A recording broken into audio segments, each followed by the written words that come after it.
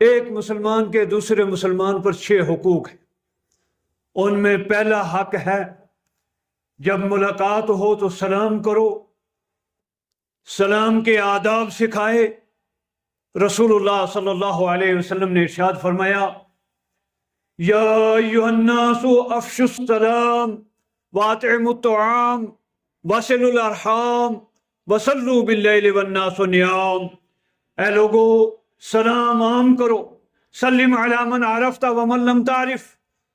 چھوٹے بڑوں کو سلام کریں، پیدل کو سوار سلام کریں، چھوٹی جماعت پر بڑی جماعت والے سلام کریں، سارے آداب سکھائے۔ مختصر یہ پہلا کام سلام ہے۔ ایک مسلمان کا دوسرے مسلمان پر یہ حق ہے جب وہ ملے اس کو سلام کرے، اور سننے والے کا فرض ہے کہ وہ جواب دے۔ اذا حییتم بتحیۃ فحیوا باحسن منها اور ردوها، قرآن کریم میں وضاحت موجود ہے۔ دوسرے نمبر پر فرمایا اگر کوئی دعوت کرے اس دعوت کو قبول کرنا یہ مسلمان کا مسلمان پر حق ہے، فرض ہے۔ اصلاح معاشرے کے تعلق سے گفتگو ہو رہی تھی، یہ نکات بھی اس ضمن میں بڑے اہم ہیں۔ سماج اور معاشرے کو جوڑ کر رکھنے کے سلسلے میں اگر کوئی ساتھی دعوت کرے، چاہے وہ ولیمے کی دعوت ہو یا کوئی دوسری دعوت ہو، دعوت کرنے والا امیر ہے یا غریب ہے، شاہ ہے گدا ہے، اور اس کی دعوت کو قبول کرنا چاہیے، بشرطے کہ وہاں کوئی معصیت کا کام نہیں، خلاف شرع کام نہیں، نافرمانی کا کام نہیں، غیر اللہ کے نام کی نیازیں نہیں ہیں، کوئی دوسرا اور اس طرح کا کام نہیں، تو وہ دعوت قبول کرنا یہ مسلمان کا دوسرے مسلمان پر حق ہے۔ چنانچہ اللہ کے رسول صلی اللہ علیہ وسلم ارشاد فرماتے ہیں، مجھے اگر کوئی معمولی سے معمولی دائی دعوت کرے گا، معمولی بکری کے 2 کھر بنائے گا، یعنی پائے بنائے گا، اس پہ مجھے بلائے گا، میں اس کی بھی دعوت قبول کرنے کے لیے۔ یہ اللہ کے رسول صلی اللہ علیہ وسلم کا مزاج مبارک تھا، اسوہ حسنہ ہے دعوت قبول کرنا۔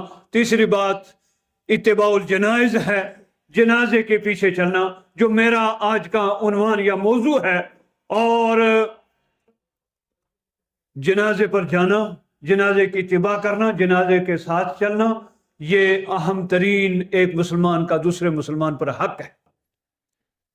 جہاں ہمیں پتہ چل جائے کہ فلاں ہمارا بھائی فوت ہو گیا ہے تو 10 کام چھوڑ کر بھی ہمیں جنازے میں شمولیت کرنی چاہیے۔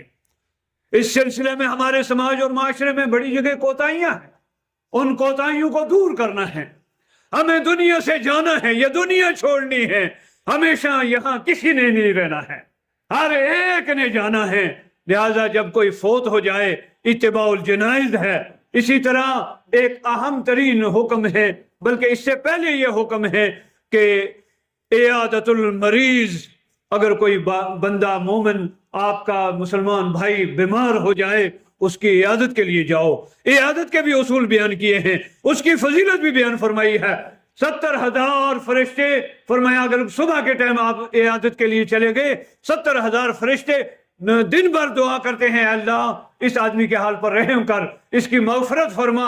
اگر شام میں آپ چلے گئے، رات بھر 70,000 فرشتے دعائیں کرتے ہیں، دعائیں خیر کرتے ہیں عیادت کرنے والے کے لیے۔ عیادت کرنا بڑا اجر ہے، بڑا ثواب ہے۔ آداب سکھائے ہیں، فرمایا جب عیادت کے لیے جاؤ تو مریض کے سامنے گھبرانے والی باتیں نہیں کرو، بلکہ ایسی باتیں کرو جس سے اس کو خوشی محسوس ہو۔ تمہارے الفاظ کہنے سے تقدیر نہیں بدل جائے گی، بلکہ اس بیماری میں افاقہ ہو جائے گا۔ آپ اس کے سامنے اچھے کلمات کہو، فرمایا لا باس طہور انشاءاللہ، اور فرمایا دعا فرمائی اللہم اذہب الباس رب الناس واشف انت الشافی لا شفاء الا شفاءک شفاء لا یغادر سقما، اور اس قسم کی دعائیں ہیں جو رسول اللہ صلی اللہ علیہ وسلم دعا فرماتے۔ اور آداب فرمائے، فرمایا 3 دن بعد مریض کی عیادت کے لیے جاؤ، مریض کے پاس وہاں تھوڑی دیر بیٹھو تاکہ گھر والوں پر بوجھ نہ ثابت ہو۔ میں نے دیکھا ہے ایسے ایک مریض کی عیادت کے لیے میں گیا، لڑکا بیچارہ سعودی عرب میں کام کے دوران گر گیا، کمر ٹوٹ گئی، 6 مہینے کے لگ بھگ وہاں بھی زیر علاج رہا، یہاں بھی آ کر عرصے تک وہ زیر علاج، گویا زمین نہیں بکی، باقی کچھ نہیں بچا۔ اور جو پتے کے لیے جاتے ہیں وہ اس امید میں بیٹھتے ہیں کہ ٹھنڈے کے ٹائم ٹھنڈا آئے اور گرم کے ٹائم گرم آئے، یہ نہیں ہونا چاہیے۔ انسانیت یہ ہے، اخلاق نبوی یہ ہے، اسوہ حسنہ یہ ہے۔ اگر ہم سے ہو سکے تو ہم معلوم کریں اس مریض کو کون سی دوائی لگتی ہے، 2-4 ٹیبلٹ جیب میں ڈال لی جائیں، اگر نہ ہو سکے تھوڑے بہت پیسے جیب میں ڈال لی جائیں اور جا کر اس مریض کے آہستہ سرانے یا اس کے پاس رکھ دیں، تاکہ کم از کم وہ ہمارے جانے آنے کا بوجھ اس پر نہ بنے۔ اور مریض کی عیادت کرنا، اس میں بھی آج کل یہ عام رواج ہو گیا ہے۔ کوئی بڑا آدمی جس کو لوگ بڑا سمجھتے ہیں، اللہ کے ہاں بڑا کون ہے؟ ان اکرمکم عند اللہ اتقاکم، اللہ کے ہاں وہ بڑا ہے جو اللہ سے سب سے زیادہ ڈرنے والا ہے۔ ورنہ عوام میں، سماج میں یہ ہے، جس کو بڑا سمجھتے ہیں لائن لگ جاتی ہے پتے والوں کی، اور چوڑے اور لفافے اور سارا کچھ لے کر حاضر ہوتے ہیں، اور کوئی غریب مر جائے یا وہ بیمار ہو جائے کوئی اس کے پتے کے لیے نہیں جاتا۔ میں بڑے اس سے وثوق سے یہ بات کہوں گا، اگر ہمارے اندر یہ جذبہ ہے، ہمارے اندر یہ احساس ہے، تو کسی بیمار کی بیمار پرسی کے لیے جب ہم حاضر ہوں تو کچھ نہ کچھ جیب میں ضرور لے کر جائیں اور اپنی انسانیت کا ثبوت پیش کریں۔ میری مریض کی عیادت کا بڑا اجر اور ثواب ہے۔ اس کے بعد جنازے پر اتباع الجنائز ہے، اس کی بڑی فضیلت ہے، اور اللہ کے رسول صلی اللہ علیہ وسلم کا اسوہ حسنہ تھا۔ آپ ضرور تشریف لے جاتے نماز جنازے میں شامل ہونے والے کے لیے۔ آپ نے ارشاد فرمایا صرف جنازے میں شامل ہونے والے کے لیے 1 قیراط ثواب ہے، اور مٹی ڈال کر واپس آنے تک اگر شامل رہیں گے 2 قیراط ثواب ہے۔ میں خود موجود تھا اس محفل میں۔ اس قیراط کی وضاحت ایک مرتبہ حضرت مولانا فضیلت الشیخ صفی الرحمن مبارک پوری رحمہ اللہ، جو آل انڈیا جمعیت اہل حدیث کے امیر رہے ہیں اور جنہیں یہ شرف حاصل ہے کہ انہوں نے سیرت طیبہ پر وہ کتاب تصنیف فرمائی ہے کہ عالمی مقابلے میں وہ پہلے نمبر پر عربی زبان میں وہ کتاب آئی، الرحیق المختوم۔ ہم رسول اللہ سے محبت کے دعوے دار بنے تو سکھے دعوے دار نہ بنے، بلکہ پکے دعوے دار ہوں۔ ہم میں سے ہر ایک کے گھر میں وہ کتاب ہونی چاہیے، ہم میں سے ہر ایک کے مطالعہ میں سیرت طیبہ ہونی چاہیے۔ زبانی دعوے کرنے سے کیا ہوتا ہے؟ کچھ نہیں ہوتا۔ لہذا وہ فضیلت الشیخ 15 سال تک مدینہ منورہ میں قسم السنہ میں ریسرچ کرتے رہے۔ ان سے سوال ہوا ایک مرتبہ، میں بھی محفل میں تھا، کہ شیخ یہ جو قیراط اور جبل احد کا تذکرہ ہے اس کی وضاحت فرمائیے۔ شیخ صاحب نے فرمایا کہ یہ 12 میل لمبائی ہے اور 3 میل چوڑائی ہے، اس مال اور اس نکے کی جس کو جبل احد کہا گیا، اور اللہ تعالیٰ دینے والا وہ جتنا چاہے اتنا عطا کر سکتا ہے۔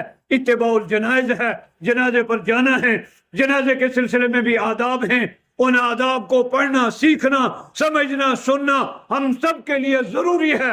اس کے بعد اگلا مرحلہ ہے کہ تشمیت العاطس، اگر کوئی چھینک آئے، چھینک آنے والا اگر الحمدللہ کہتا ہے تو اس کے اوپر یہ الفاظ کہنا یرحمک اللہ، اور جب وہ یرحمک اللہ کہنے کے بعد اس کو سامنے والے کو کہنے چاہیے یہدیکم اللہ یصلح بالکم۔ یہ آداب بیان کیے۔ اس کے بعد اگلا نمبر آ جاتا ہے، ابھی حافظ صاحب تلاوت فرما رہے تھے، لکنوا موتاکم بلا الہ الا اللہ۔ قریب الوفات آدمی ہے، اس کو تلقین کرنی ہے، شہادتین کا اقرار کروانا ہے، اور اس طرح اقرار نہیں کروانا کہ جا کر کہو پڑھ کلمہ، اور وہ پتہ نہیں کس کیفیت میں ہوتا ہے، اور وہ کیفیت بڑی مشکل ہوتی ہے۔ ہم جوانی میں، شباب میں اور جوش میں، جذبے میں ان کیفیات کو بلا بیٹھے ہیں، لیکن یہ یاد رکھو کل نفس ذائقۃ الموت، ہر ایک نے اس مرحلے سے گزرنا ہے۔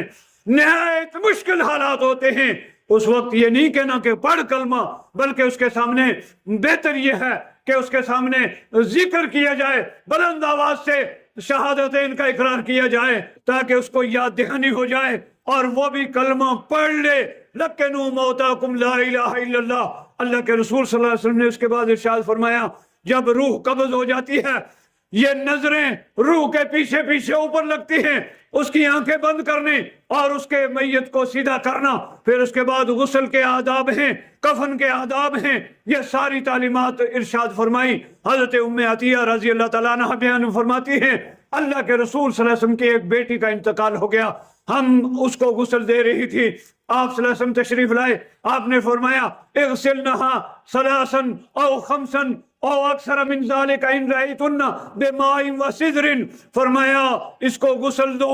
غسل کے آداب میں یہ ہے کہ پہلے میامن سیدھی طرف سے شروع کرو، سجی طرف سے شروع کرو اور اعضائے وضو پہلے دھلو، اس کے بعد فرمایا غسل طاق عدد دے دو، 3 مرتبہ دے دو، 5 مرتبہ دے دو، اگر زیادہ ضرورت محسوس ہو اس سے زیادہ دے دو۔ یہاں میں اپنے سماج اور معاشرے کے صاحب سے ایک بات عرض کروں کہ ہمیں یہ چاہیے کہ جب ہم غسل دیتے ہیں، غسل دینے والے نہایت بہتر انداز سے غسل دیں اور یہ سمجھ لیں ہم نے بھی اس مرحلے سے گزرنا ہے، اور اگر اس میت کے اندر کوئی خامی نظر آئے، کسی قسم کا عیب نظر آئے، اس کا اظہار کرنے سے اللہ کے رسول صلی اللہ علیہ وسلم نے منع فرمایا ہے۔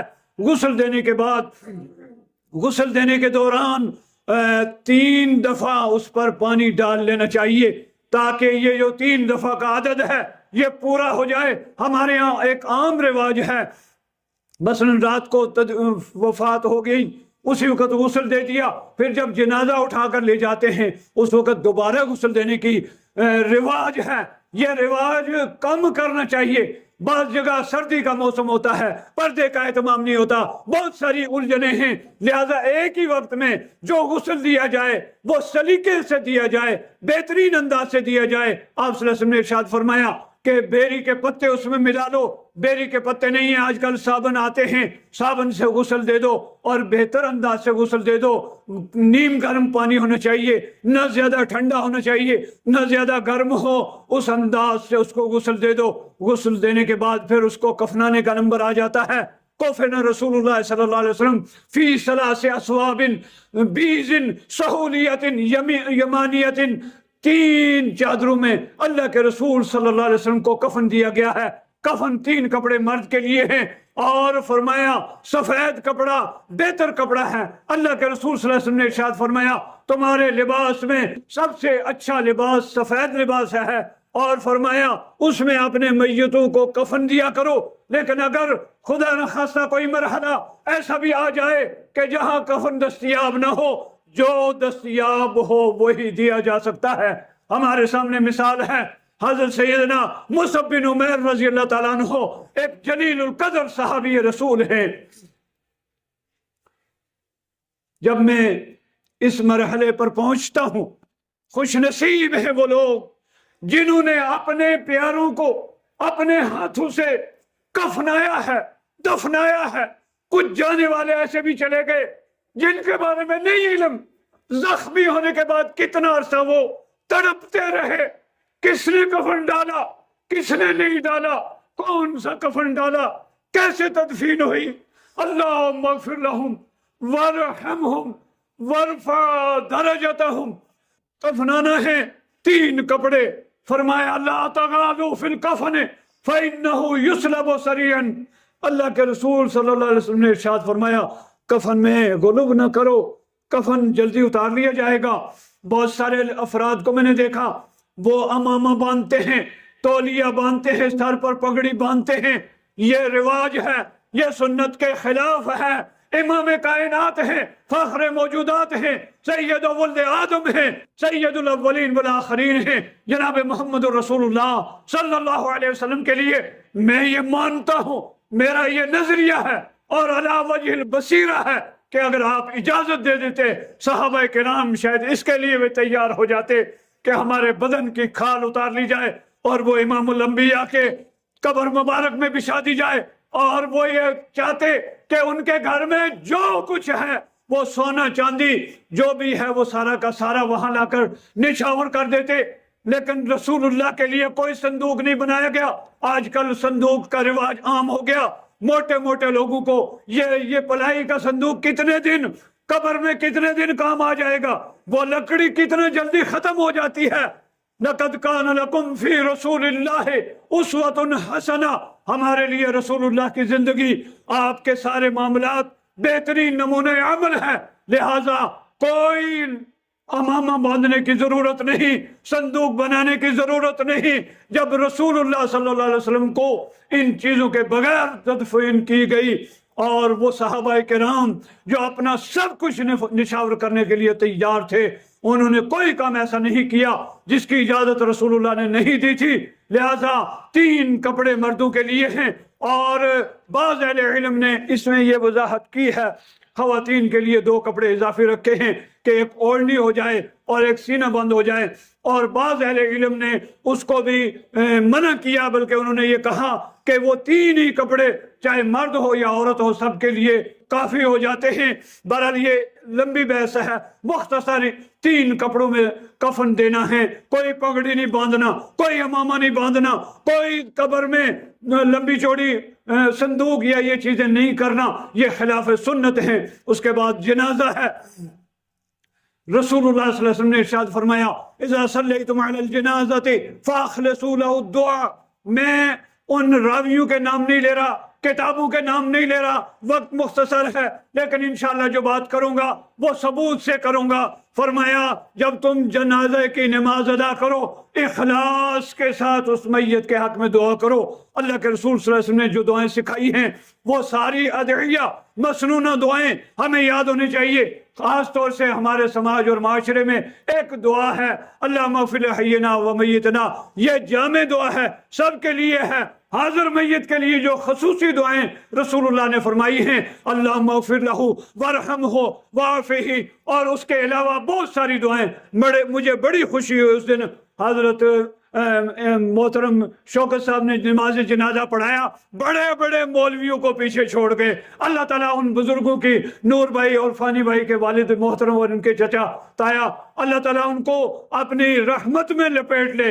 करोड़ों रहमतें रब की नाज़िल हो उन पर। लंबा जनाजा, बेहतरीन जनाजा, और यही हमारा अमल है। हम अमली तौर पर लोगों के सामने अपना प्रोग्राम पेश करें। मसलक हक क्या है, मनहज अहले हदीस क्या है, मसलक अहले हदीस क्या है। हम रिवाजों के पीछे नहीं चलते, बल्कि हम इत्तिबाए सुन्नत करते हैं। जनाब मोहम्मद रसूलुल्लाह ने जो दुआएं सिखाई हैं वो दुआएं सारी याद करो। वो जनाजे के अंदर वो दुआएं पढ़ो। जनाजे के सिलसिले में बहुत सारी जुज़ियात हैं। उसके बाद तदफीन का मामला है। कफन दफन के मामले से फारग होने के बाद एक अहम बात मैं अर्ज करूं, 4 चीजें शरीयत ने एक तरतीब के साथ मुकर्रर की हैं। कोई भी आदमी फौत होने वाला है, सबसे पहले उसका कफन दफन करना, और वो भी शरीयत के उसूलों के मुताबिक, ये जिंदू की जिम्मेदारी है। कोई आदमी परदेसी है, मुसाफिर है, कहीं का भी है, हम जो मौजूद हैं जिंदे, हम पर ये फरीजा है कि उसका कफन दफन शरीयत के उसूलों के मुताबिक किया जाए। दूसरी अहम तरीन जिम्मेदारी है, अगर मरने वाला कोई कर्ज छोड़कर मरा है तो उसका कर्ज अदा किया जाए। एक मौके पर अल्लाह के रसूल सल्लल्लाहु अलैहि वसल्लम ने ऐलान फरमाया था, ये आपने आम ऐलान फरमाया था कि ये मकाबिर, ये कब्रें अंधेरी हैं, तारीक हैं, मेरी मौजूदगी में कोई भी मर जाए उसको मेरे पास लाया करो, मेरे से नमाज जनाजा पढ़वाया करो। मेरा नमाज जनाजा पढ़ना इन्ना सलातका सकनुल लहुम नस्से कतई है, आपके लिए दूर दूर से, अवाली से 8-8 मील के फासले से लोग जनाजे लाते। एक मौके पर एक जनाजा लाया गया, आपने फरमाया इस पर कोई कर्जा तो नहीं है। पता चला 2 दिरहम या 2 दिनार का कर्जा है। इमाम कायनात है, रहमतुल लिल आलमीन है, रऊफ और रहीम है। और ये 2 जुमले मैं समझता हूं, मैंने जो छोटी मोटी मुताला किया है, किसी फर्द बशर के लिए अल्लाह रब्बुल जलाल ने एक साथ इस्तेमाल नहीं किए जो अपने प्यारे हबीब हजरत मोहम्मद रसूलुल्लाह के लिए इस्तेमाल फरमाए हैं।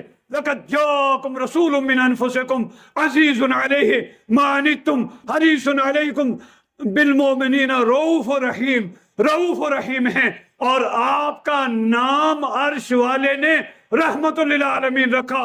वमा अरसलनाका इल्ला रहमतुल लिल आलमीन। आप इतने रहीम करीम होकर कर्जदार का जनाजा नहीं पढ़ते। आप फरमाते हैं वापस जाओ, मैं इसका जनाजा अदा नहीं करूंगा।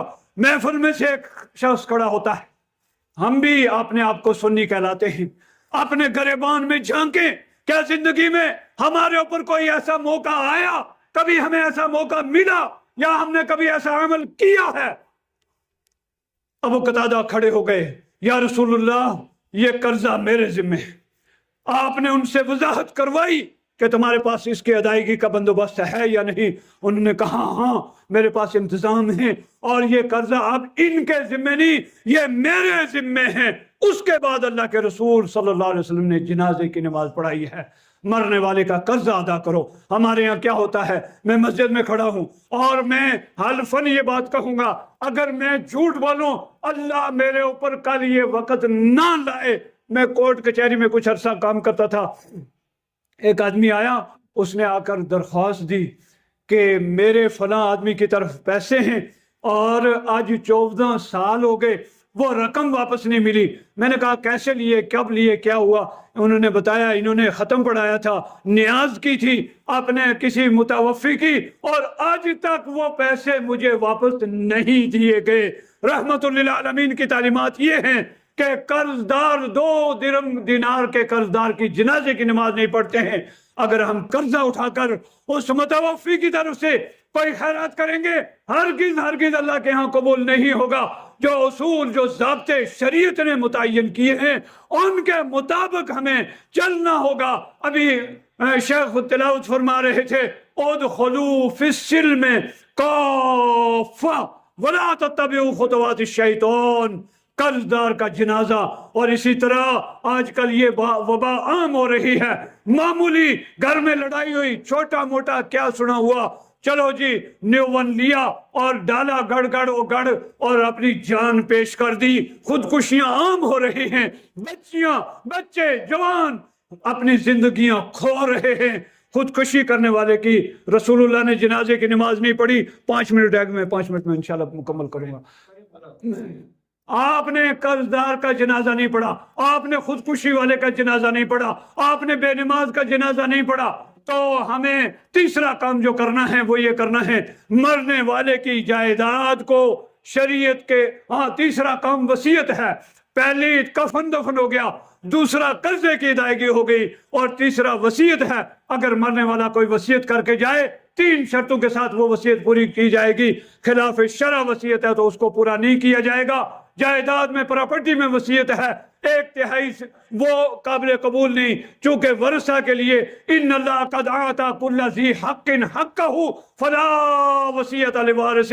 رسول اللہ نے فرمایا اللہ نے ہر حقدار کو اس کا حق دے دیا ہے، کسی وارث کے حق میں کوئی وصیت نہیں ہے۔ اور وصیت میں تیسری چیز یہ ہے کہ 1/3 سے زیادہ میں وصیت نہیں۔ اپنی جائیداد میں سے آپ وصیت کرنا چاہیں تو ثلث کی وصیت کر سکتے ہیں۔ ویسے تو حدیث کے الفاظ ہیں کہ 1/4 حصہ کر سکتے ہیں، زیادہ بہتر ہے، لیکن 1/3 تک وصیت کر سکتے ہیں، اس سے زیادہ وصیت نہیں۔ اور ان 3 شرطوں کے ساتھ مرنے والا اگر کوئی وصیت کر کے جائے، زندوں کی ذمہ داری ہے اس وصیت کو پورا کریں۔ توصون بہا، یہ لفظ قرآن کریم میں 4 مرتبہ اس آیت میں، جس آیت میں میراث کا بیان ہے، 4 مرتبہ بیان ہوا ہے۔ لہذا وصیت کو پورا کرنا ہے۔ اور چوتھا کام ہے جائیداد کو شریعت کے اصولوں کے مطابق تقسیم کرنا۔ میں بڑے وثوق سے یہ بات کہہ سکتا ہوں کہ بڑی کوتاہی ہے اس سلسلے میں، اور دیکھو یہ حقوق العباد سے تعلق رکھنے والی بات ہے۔ صحیح حدیث ہے، رسول اللہ صلی اللہ علیہ وسلم نے ارشاد فرمایا ایک آدمی 60 سال عبادت کر کے جائے گا دنیا سے، لیکن یہ وراثت کی تقسیم شریعت کے اصولوں کے مطابق نہیں کر کے گیا، اور وہ 60 سال کی اس کی عبادت رائے گاں چلی جائے گی، اور اس کے ساری کی ساری نیکیاں قیامت کے دن ان لوگوں کو دیے جائیں گے جن کے حقوق لے کر وہ غصب کر کے ہڑپ کر کے چلا گیا۔ لہٰذا ہم یہ کوشش کریں دین کے یہ مسئلے سیکھیں، میراث کے تعلق سے مسائل سیکھیں۔ مجھے یاد نہیں رہا، ایک چھوٹا رسالہ تھا وہ لے آتے، تقسیم ہو جاتا، انشاءاللہ کوشش کر کے میں بھیج دوں گا۔ تو چوتھا کام یہ ہے کہ جو جائیداد چھوڑ کر، ترکہ چھوڑ کر جائیں، ان کو شریعت کے مطابق تقسیم کیا جائے۔ جنائز کے تعلق سے بہت ساری باتیں ہیں، اللہ تعالی ہمیں کہنے سننے سے زیادہ عمل کی توفیق عطا فرمائے۔ اور سب سے بڑی بات، اللہ ہمیں یہ شعور عطا فرما کہ ہمیں وہ کڑی یاد رہے كلا إذا بلغت الحلقوم وأنتم حينئذ تنظرون ونحن أقرب إليه منكم ولكن لا تبصرون فلولا إن كنتم غير مدينين ترجعونها إن كنتم صادقين أقول قولي هذا أستغفر الله لي ولكم ولسائر المسلمين واستغفروه إنه هو البر الرحيم وآخر دعوانا الحمد لله.